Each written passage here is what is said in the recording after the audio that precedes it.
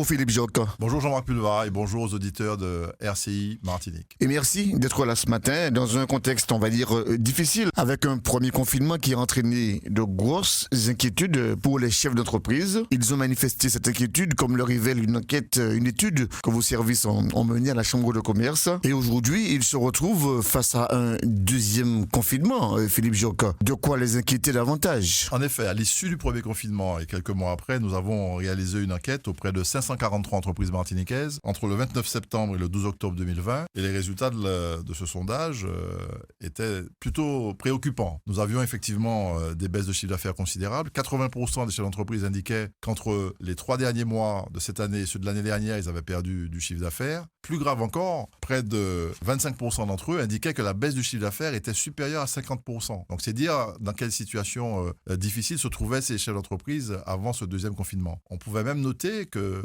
certains d'entre eux étaient très inquiets pour l'avenir de leur entreprise. Quant à l'avenir. Nous avions des inquiétudes très fortes et certains disaient qu'il y avait des freins au démarrage. C'était un problème de trésorerie des fois, c'était le problème du coût, la mise en place des mesures barrières et une vraie inquiétude parce que la situation financière des entreprises est assez obérée. C'est tellement vrai que quand on les interrogeait sur la durée de remboursement souhaitée pour les prêts garantis par l'État qui avaient été mis en œuvre, ils étaient tous sur des durées très longues, qui étaient beaucoup plus longues que ce qui était prévu, puisque aujourd'hui, en moyenne, ils souhaitent rembourser le PGE sur 45 mois, alors qu'initialement, c'était une somme qui était avancée et qui devait être remboursée au terme des 12 premiers mois. À partir du mois de mars, mais il n'y a pas d'activité avec ce deuxième confinement. Absolument. Ça risque d'être encore beaucoup plus compliqué. Et s'il n'y a pas d'activité, il n'y a pas de remboursement. Mais c'est clair que les mesures qui avaient été mises en œuvre la dernière fois avaient été efficace et de réponse satisfaisante. Mais on voit aujourd'hui que l'activité partielle, ça a bien fonctionné, que le prêt garanti par l'État n'a pas fonctionné aussi bien qu'on le souhaitait, non pas parce que les banques étaient frileuses, mais aussi parce que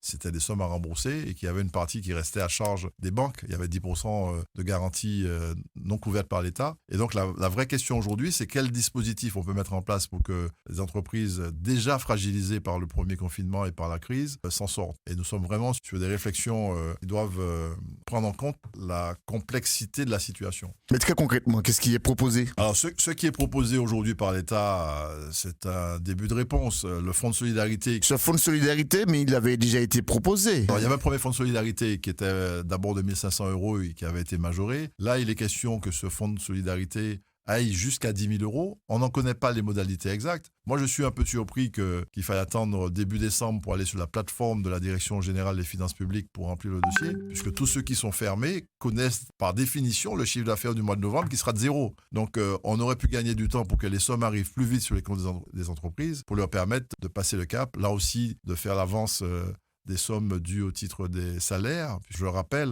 les sommes au titre d'activité partielle sont remboursées par l'État. Il faut que l'employeur en fasse l'avance. Donc on est dans une situation compliquée. Et les entreprises qui disent que c'est très difficile d'obtenir ces aides. Alors, il y a des conditions, notamment pour le fonds de solidarité, il faut être à jour de ses obligations fiscales et sociales. C'est absolument impossible. J'imagine que la condition de régularité fiscale et sociale va s'apprécier au 1er janvier 2020. Il n'empêche que depuis 6 ou 9 mois, tous ceux qui veulent joindre les services de la sécurité sociale pour signer des moratoires ou mettre en place des moratoires ont du mal à le faire. Donc il y a à la fois la nécessité d'être équitable en ce sens que ceux qui ont payé les charges ne doivent pas être défavorisés ou ceux qui ne les ont pas payés de façon délibérée ne doivent pas être privilégiés. Mais il faut trouver des solutions pour que tout le monde bénéficie des aides parce que personne n'est en capacité aujourd'hui, notamment les petits commerçants, de fonctionner. Comment trouver ces solutions? Est-ce qu'on est en mesure aujourd'hui de dire aux entreprises, voilà comment on va faire? Je voudrais quand même préciser que ce qu'il faut savoir, c'est que les entrepreneurs, ce qu'ils veulent, c'est travailler, pas des aides. D'ailleurs, ce ne sont pas des aides. Ils ont besoin d'activité. C'est de la compensation de la baisse de chiffre d'affaires, de la perte de chiffre d'affaires qui leur est imposée. C'est pas une aide, c'est une compensation d'une situation qu'ils ne maîtrisent pas et qui n'est pas de leur fait. Alors, il y a des aides qui sont envisagées aussi en matière de loyer. Il y a des dispositifs qui avaient été mis en place par les Cap Nord, CACEM et Espace Sud, qui vont être complétés par un dispositif d'État avec un tiers à la charge du bailleur, un tiers à la charge du locataire et un tiers que l'État prendrait en charge sous forme de crédit d'impôt. Mais là aussi, c'est long. On a un tissu particulier à la Martinique. Beaucoup de bailleurs sont des personnes âgées qui louent ces locaux commerciaux et ça constitue leur retraite et leur revenu. Et donc, il faut bien comprendre que abandonner un tiers et le percevoir qu'avec un crédit d'impôt, c'est pas la solution non plus. Donc, on est dans une situation compliquée. Mais à la Chambre de commerce et d'industrie, on essaie d'être réactif. On essaie d'accompagner les acteurs économiques et notamment les commerçants avec 2 actions fortes. Une première qui est la mise à disposition d'un local à la Chambre de commerce et d'industrie de Fort-de-France pour le click and collect des commerçants de Fort-de-France qui le souhaitent. Et un deuxième élément qui est avec le concours de l'État, puisque le préfet de Martinique a accepté de verser une dotation globale à la Chambre de commerce et d'industrie pour que celle-ci accompagne la mise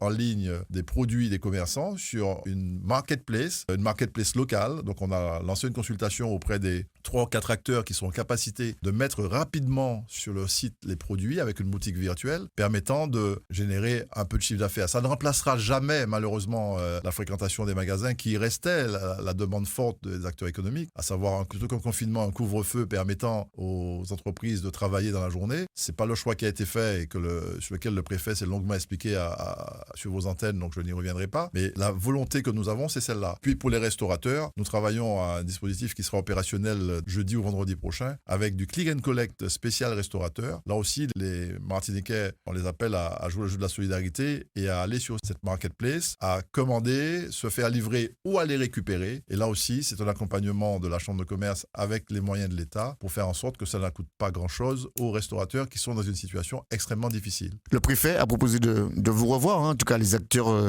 économiques d'ici la fin de la semaine pour faire un bilan de ces 2 semaines de confinement. Alors, nous avons obtenu lors d'une rencontre des acteurs économiques avec le préfet mardi dernier une clause de revoyure au vendredi 13, au cours de laquelle on remettra sur la table les options possibles. Nous espérons que cela se fera comme c'est le cas habituellement en toute transparence et qu'en fonction des chiffres et en fonction des arguments des uns et des autres, le préfet prendra une décision permettant à l'activité économique de reprendre. Il faut aussi, et c'est toujours un arbitrage difficile entre la problématique sanitaire et la santé et l'économie. Mais ce qu'il faut, c'est que les Martiniquais prennent soin d'eux et que si on se protège, on protège nos familles, on se protège réciproquement. On respecte les gestes barrières, l'activité repartira. Et c'est le message qu'il faudra sans cesse faire passer. Merci Philippe Joc. Bonne journée. Bonne semaine à vous et bonne semaine aux auditeurs de RCI. Et Vincent, on prend rendez-vous non pas demain, on se revoit jeudi. Bonne journée.